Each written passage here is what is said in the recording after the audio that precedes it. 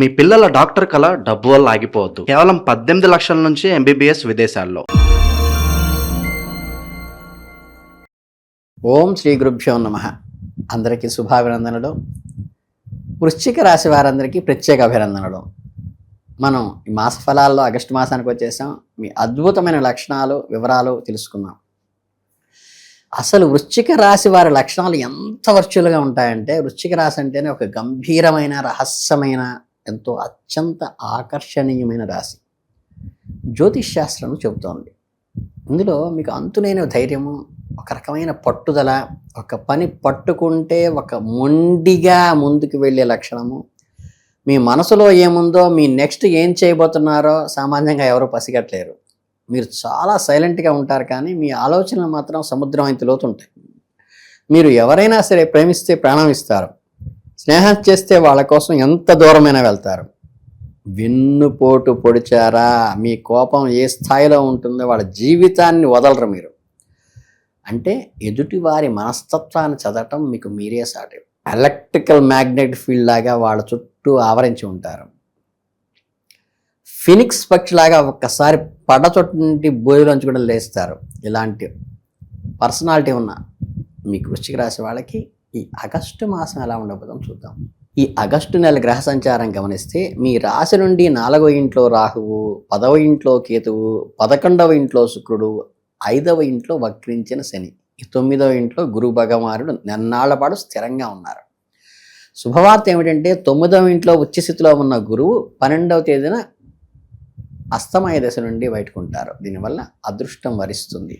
మీ 9వ ఇంట్లో అక్కడ నుండి ఆగస్టు 15వ తేదీ 10వ ఇంట్లోకి ప్రవేశించడం వల్ల ఈ బుధుడి విషయానికి నెల మొదట్లో 8వ ఇంట్లోనూ అంగారకుడితో కుజుడితో కలిసి, ఆ తర్వాత ఆగస్టు 5వ తేదీన 9వ ఇంట్లోకి, 22వ తేదీన తర్వాత మారటం జరుగుతోంది. అంటే ఇవన్నీ కూడా కొంచెం మిశ్రమ ఫలితాలుగా క్లమ్జీగా ఉన్నప్పటికీ కూడా, అంటే సవాళ్లతో కూడుకుని ఉంటుంది. అంటే రెండవ సగం మాత్రం పరిస్థితులు మీకు బాగా అనుకూలంగా ఉంటాయి, కానీ మొదట కొంచెం ఫస్ట్ డేస్ కష్టం.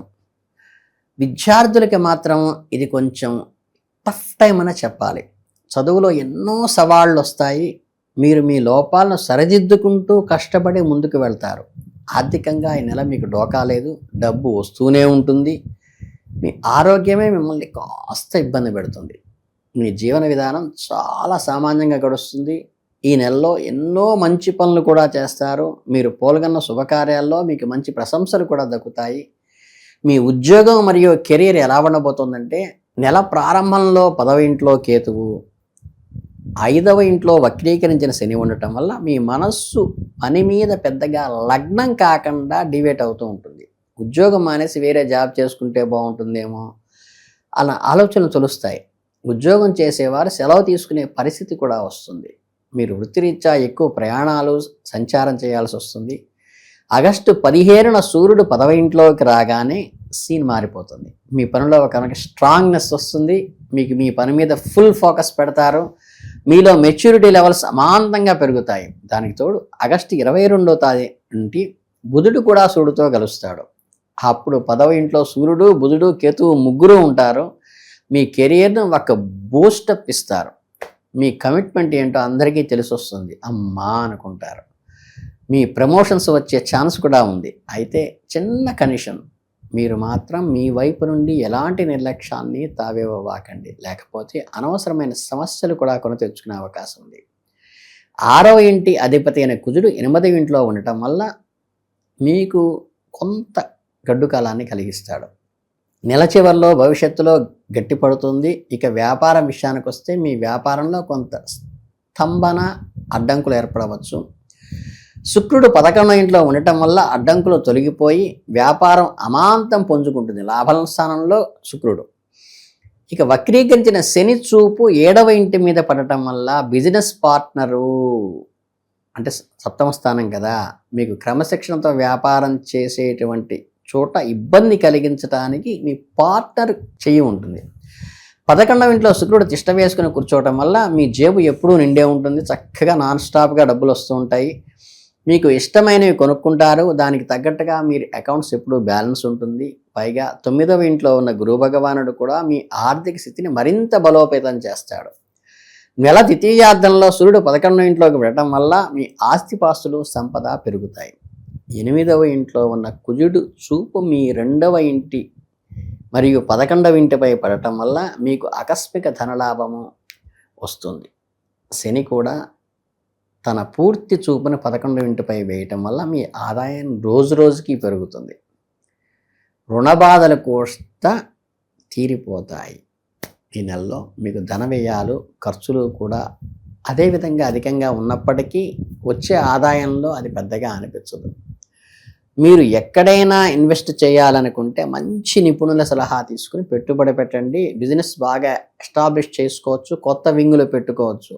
షేర్ మార్కెట్ల జోలికి వెళ్ళబాకండి. మీ ఆరోగ్యం ఎలా ఉండబోతుందంటే మీకు ఏదో ఒక అనారోగ్యం బారిన పాడుతున్న చికాకు. ఎందువలంటే మీ రాష్ట్రాధిపతి అయిన కుజుడు నెల్లాళ్ల పాటు 8వ ఇంట్లోనే అష్టమంలో ఉన్నాడు. పైగా నెల మొదట్లో బుధుడితో కూడా తోడవుతున్నాడు. దీనివల్ల మీ చర్మ సంబంధమైన అలర్జీలు, ఇన్ఫెక్షన్లు, బీపీ హెచ్చుతగ్గులు వచ్చే అవకాశం ఉంది. ఆగస్టు నెలలో కీళ్ల వ్యాధులకు కూడా అవకాశం ఉంది. అలాగే మీకు నెలలో వాహన యోగం అయితే ఉంది, కానీ వాహన ప్రమాదాలు కూడా ఇండికేట్ చేయక తప్పదు. అంటే 5వ ఇంట్లో వక్రీకరించిన శని ఉండి దానిపై శుక్రుడు గురుడు చూపు ఉండటం వల్ల నెల మొదట్లో అబ్డామిన్కి సంబంధించినటువంటి, కడుపుకు సంబంధించినటువంటి జనశక్తికి ఇబ్బందులు కలిగే అవకాశం ఉంది. ఏం తాగుతున్నారు, ఏం తింటున్నారు అనేది కంట్రోల్డ్గా చూసుకోండి. మానసిక ఒత్తిడిని తగ్గించుకోండి.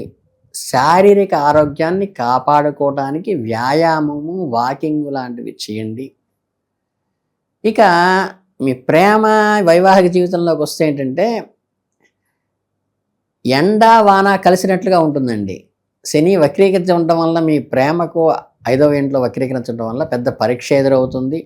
అపార్థాలు ఏర్పడతాయి.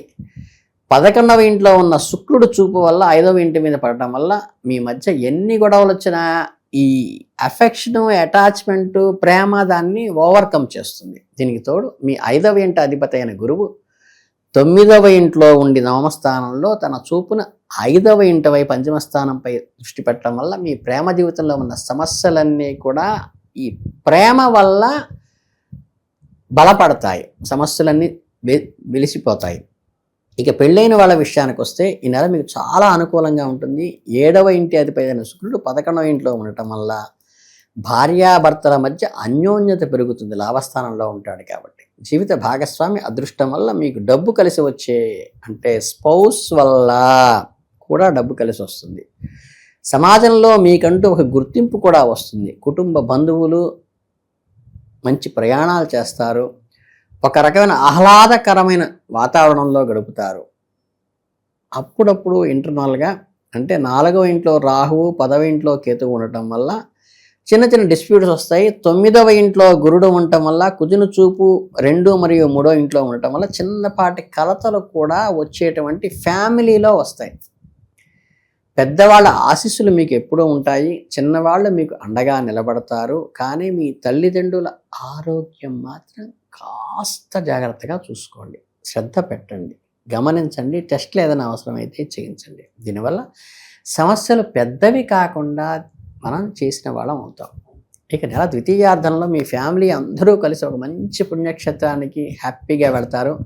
దీనివల్ల మీ మధ్య ఉన్న దూరం తగ్గిపోతుంది. ఒకరినొకరు దగ్గరవుతారు. బంధుమిత్రులతో ఆనందంగా గడుపుతారు. మీ సొంత మనుషులు, స్వజనులు ఎన్నో శుభ ఫలితాలు కలగటానికి ఇది నాందిగా అవుతుంది. అంటే ఈ నెలలో అలంకార ప్రాప్తి, చక్కగా డెకరేట్గా మంచి బట్టలు, మంచి అలంకారం చేసుకుని లగ్జరీగా అయితే ఒక రకంగా ఎంజాయ్ చేస్తారు. ఈ నెలలో పరిష్కారం విషయంలోకి వస్తే ఏంటంటే ఆచితూచి అడుగులు వేస్తూ తండ్రి నాన్నగారి ఆరోగ్యం విషయంలో కొంచెం జాగ్రత్తగా తీసుకోవాలని మాత్రమే సూచించింది. డబ్బు విషయంలో ఇబ్బంది లేదు, వ్యాపారం విషయాల్లో కూడా ఇబ్బంది లేదు. దీనికి ఏంటంటే చిన్న పరిహారం అంటే ఆంజనేయ స్వామి గుడికి వెళ్ళి బజరంగ బజి స్తోత్రాన్ని చేయటం కానీ, రావి చెట్టుని పూజించటం వల్ల కానీ, లేకపోతే చక్కగా ఈ పరమశివుడికి స్వయంగా ఏదన్నా మూల విరాట్ అంటే గర్భాలయంలోకి వెళ్ళి చక్కగా పంచామృతంలోనూ, పాలతోనూ, మారేడు దళంతోనూ అర్చన చేసుకోవడం ద్వారా కూడా ఇది ఈ సూచన నా గిరిరావు గారు చెప్పినటువంటి ఈ ఒక్క చిన్న సూచన పాటిస్తే ఇంకా మిగతా ఇబ్బందులు ఏం లేవు. చక్కగా మీకు కుటుంబం బాగుంటుంది, ఎంజాయ్మెంట్ చేస్తారు, చక్కగా డబ్బు వస్తుంది, వ్యాపారం వృద్ధి చెందుతుంది. కొంచెం తండ్రి అనారోగ్య విషయం కోసం ఈ శివ పూజ చేసుకున్నట్లయితే కనుక మీకు ఆ మహామృత్యుంజయ మంత్రం చదివించుకున్నా పర్లేదు, ఆయన చదివినా పర్లేదు, మీరు ఆయన తరఫున చేసినా పర్లేదు, మీకేం ఇబ్బంది లేదు. మీరందరూ కూడా ఈ నెలలో అత్యద్భుతంగా ముందుకు వెళ్ళాలని మనస్ఫూర్తిగా కోరుకుంటూ ధన్యవాదాలు.